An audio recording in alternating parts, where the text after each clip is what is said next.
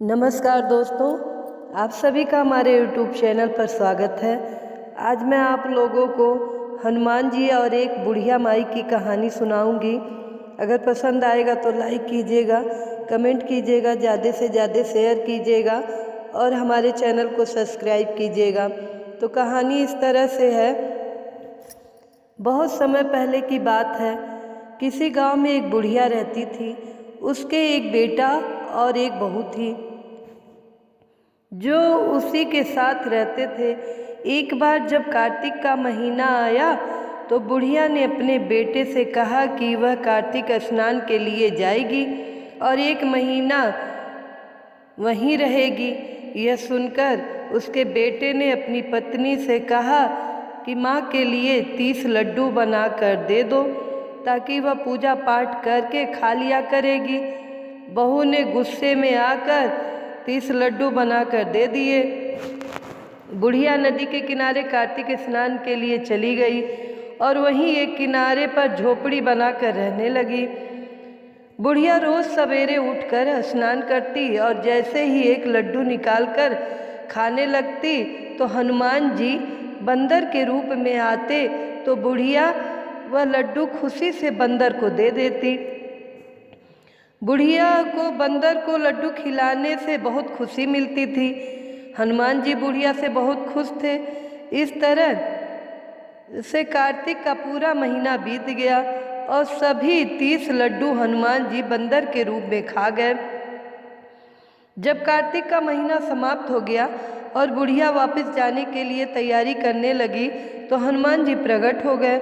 उन्होंने बुढ़िया की उस झोपड़ी की जगह पर एक आलीशान महल बना के दे दिया। बुढ़िया का पूरा महल धन दौलत से भर गया। उसकी सारी बीमारी भी दूर हो गई।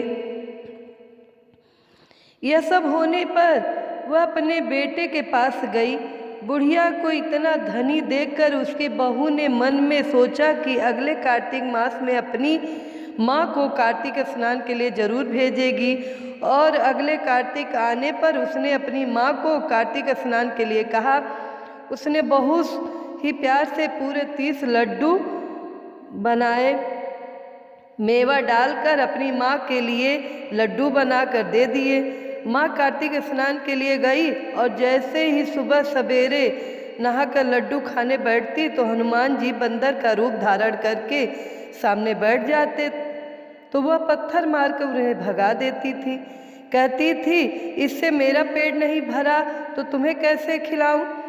उसका रोज का यही क्रम था। 30 दिन तक चलता रहा। जब कार्तिक का महीना खत्म हो गया तो हनुमान जी फिर से प्रकट हुए और उन्होंने बहू की माँ को झोपड़ी को कूड़े में बदल दिया और उसकी माँ को डूकर बना दिया।